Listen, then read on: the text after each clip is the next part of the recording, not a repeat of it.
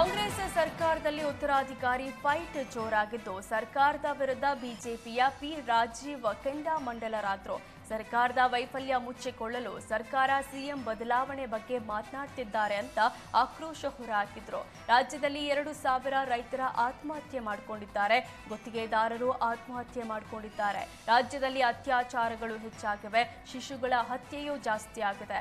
ಭೀಮಾ ಪಾತ್ರದಲ್ಲಿ ಉಂಟಾದ ನೆರೆ ಹಾವಳಿಗೆ ₹1 ಹಣ ಸರ್ಕಾರ ಬಿಡುಗಡೆ ಮಾಡಲಿಲ್ಲ. ಎಲ್ಲದಕ್ಕೂ ಸಿಎಂ ಸಿದ್ದರಾಮಯ್ಯ ಪ್ರಧಾನಿ ಮೋದಿ ಕಡೆ ಬೊಟ್ಟು ಮಾಡ್ತಾರೆ ಅಂತ ಪಿ ರಾಜೀವ್ ಕಿಡಿಕಾರಿದ್ರು. ರಾಜ್ಯದ ಜನರ ಸಮಸ್ಯೆಗಳನ್ನ ಬಿಟ್ಟು ಕುರ್ಚಿ ಕಿತ್ತಾಟದಲ್ಲಿ ನಾಯಕರು ಬ್ಯುಸಿ ಆಗಿದ್ದಾರೆ. ಸರ್ಕಾರದ ವೈಫಲ್ಯಗಳ ವಿರುದ್ಧ ನಾವು ಹೋರಾಟ ಮಾಡ್ತೇವೆ ಅಂತ ಪಿ ರಾಜೀವ್ ತಿಳಿಸಿದ್ರು. ಉತ್ತರ ಕನ್ನಡ ಜಿಲ್ಲೆಯ ಕೆಡಿಸಿಸಿ ಬ್ಯಾಂಕ್ ಚುನಾವಣೆಯ ಫಲಿತಾಂಶ ಪ್ರಕಟವಾಗಿದ್ದು, ಫಲಿತಾಂಶಗಳ ಪ್ರಕಾರ ಶಾಸಕ ಶಿವರಾಂ ಹೆಬ್ಬಾರ್ ನೇತೃತ್ವದ ಬಣ ಮುನ್ನಡೆ ಸಾಧಿಸಿದೆ. 16 ಕ್ಷೇತ್ರಗಳಲ್ಲಿ ಕೇವಲ 7 ಕ್ಷೇತ್ರಗಳ ಫಲಿತಾಂಶ ಅಧಿಕೃತವಾಗಿ ಪ್ರಕಟಗೊಂಡಿದೆ.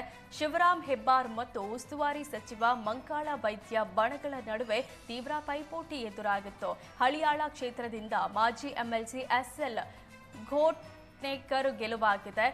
ಕುಮಟಾ ಕ್ಷೇತ್ರದಿಂದ ರಾಜಗೋಪಾಲ ಅಡಿ ಹಾಗೂ ಜೋಯಿಡಾ ಕ್ಷೇತ್ರದಿಂದ ಕೃಷ್ಣ ನಾಯ್ಕ್ ಗೆಲುವಾಗಿದೆ.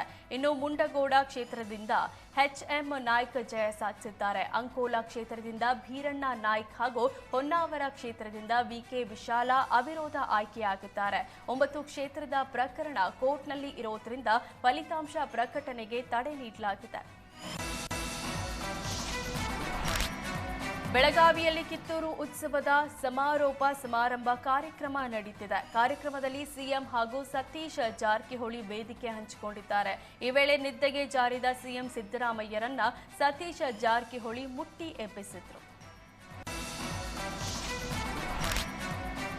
ದಕ್ಷಿಣ ಕನ್ನಡ ಜಿಲ್ಲೆಯಲ್ಲಿ ಬಡ ರೈತರ ವಿರುದ್ಧ ಗುತ್ತಿಗೆ ಕಂಪನಿಯ ಅಟ್ಟಹಾಸ ಮುಂದುವರೆದಿದೆ. ವಿದ್ಯುತ್ ಪ್ರಸರಣ ಮಾರ್ಗ ನಿರ್ಮಾಣದ ಹೆಸರಲ್ಲಿ 250 ಅಡಿಕೆ ಗಿಡಗಳನ್ನು ನೆಲಕ್ಕೆ ಉರುಳಿಸಲಾಗಿದೆ. ಏಕಾಏಕಿ ಬಡ ರೈತರ ಕೃಷಿ ಭೂಮಿಗೆ ಜೆಸಿಬಿ ನುಗ್ಗಿಸಿದ ಅಧಿಕಾರಿಗಳು ಅಡಿಕೆ ಮರಗಳ ಮಾರಣ ಹೋಮ ಮಾಡಿದ್ದಾರೆ.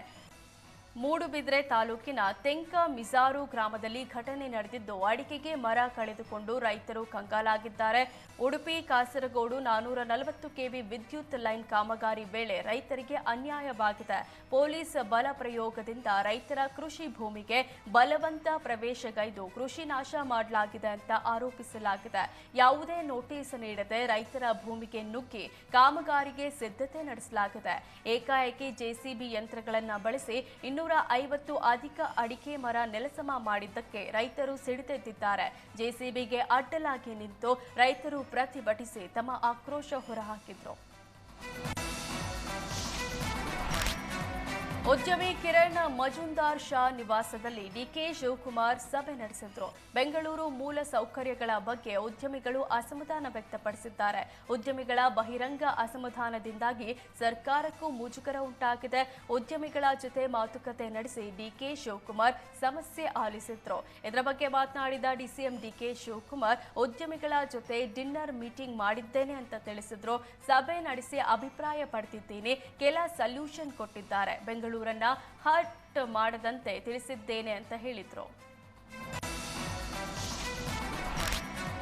ಚಿತ್ತಾಪುರದ ಆರ್ಎಸ್ಎಸ್ ಪಥ ಸಂಚಲನ ಸಂಬಂಧ ಕೋರ್ಟ್ ಶಾಂತಿ ಸಭೆ ನಡೆಸಲು ಸೂಚಿಸಿದೆ.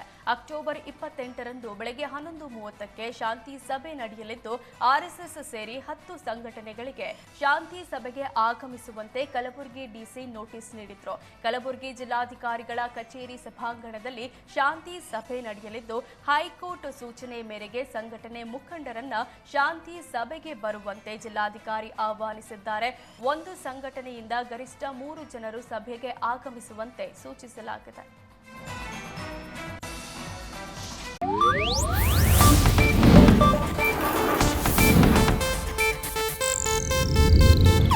ಇದು ಏಷ್ಯಾನೆಟ್ ನ್ಯೂಸ್ ನೆಟ್ವರ್ಕ್ ಪ್ರಸ್ತುತಿ.